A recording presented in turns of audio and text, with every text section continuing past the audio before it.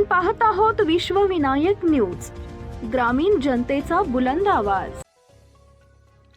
उमरगा तालुक्यातील एनेगूर इथं आज दिनांक 3 जानेवारी 2026 रोजी शनिवारी पहिल्या शिक्षिका मुख्याध्यापिका, स्त्री शिक्षणाच्या प्रणेता, विद्येची जननी व समस्त स्त्रियांना उजेडाची वाट दाखवणाऱ्या क्रांतीज्योती सावित्रीबाई फुले व बालिका दिन उत्साहात साजरा करण्यात आला।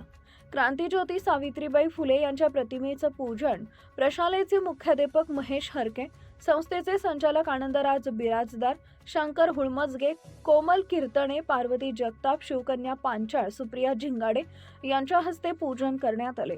सई घोरपडे, सोनाक्षी इगवे, मेहरून शेख, वर्षा एडगे, कार्तिकी माळी, सौंदर्य एडगे, संजीवनी कांबळे, श्रेया स्वामी, प्रांजली कारभारी, योगिता स्वामी, विद्या एडगे, वर्षा एडगे, रहिमत फरकांडे, आलिया नदाफ या विद्यार्थिनींनी क्रांतीज्योती सावित्रीबाई फुले यांच्या जीवनाबद्दल मनोगत व्यक्त केले। तसेच प्रशालेतील शिक्षिका कोमल कीर्तने यांनी सावित्रीबाई फुले यांच्या जीवनाबद्दल सखोल असं विद्यार्थ्यांना मार्गदर्शन केले। कार्यक्रमाचं सूत्रसंचालन श्रद्धा वन्नाळे व आभार स्नेहा धामशेट्टी यांनी केले। या कार्यक्रमासाठी शिक्षक महेश खंडाळकर, गोपाळ गेडाम, अविनाश दुनगे, व्यंकट बिराजदार, प्रवीण स्वामी, चंद्रकांत बिराजदार, सौरभ उटगे, गोविंद मेंढेबणे, प्रदीप शिंदे, सुरेश जाधव, तानाजी मदने, गणेश जोजन, सर्व शिक्षक, शिक्षकेतर कर्मचारी आणि विद्यार्थी उपस्थित होते। उमरगा धाराशिव, मुख्य संपादक विकास गायकवाड, विश्वविनायक न्यूज। ती ज्योतिबा फुलेना एक दिवस काय म्हणली घरी आल्यानंतर, ज्योतिबा फुलेना माझी एक इच्छा आहे तुमच्याकडे मागण्याची, जे पूर्ण करता का तुम्ही माझी इच्छा? बघा, मागण्याचा सुद्धा अधिकार नव्हता स्त्रियांना।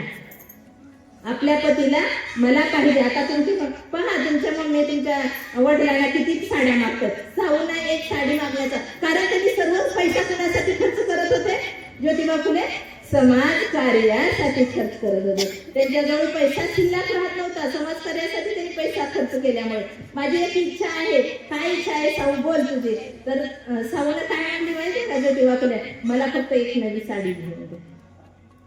मग विचार करू लागले ज्योतिबा फुले, माझ्याजवळ तर पैसे नाहीत आणि तुला मी साडी कसं घेऊ शकू? माझे पैसे नसल्यामुळे माझ्याकडे।